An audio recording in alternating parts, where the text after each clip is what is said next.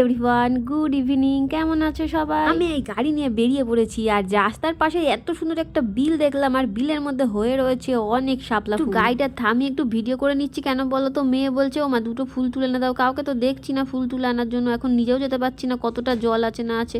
যাই হোক, রেডি হয়ে এখন যাচ্ছি শান্তিপুরে। সেই সোমবারে বাড়ি এসেছিলাম মনে আছে, এখন আবার যাচ্ছি বৃহস্পতিবার আজকে। মা মেয়ে বেরিয়ে পড়েছি শান্তিপুরের উদ্দেশ্যে। রাস বলে কথা। যাই শান্তিপুরে, দেখা হচ্ছে বাড়ি এসে আগে মার খোঁজ করি, তো এসে দেখি মা হচ্ছে জল ভরছে। তারপরে একটু রেস্ট করে নিলাম, তারপরে দুপুরের খাবার খেতে চলে আসলাম। ভাই আর আমি মেয়ে খাচ্ছি। তখন এদিকে হচ্ছে লাপাতা বাটা ছিল, আলু ফুলকপি ভাজা ছিল আর কচুর তরকারি, ডিমের ঝোল ছিল।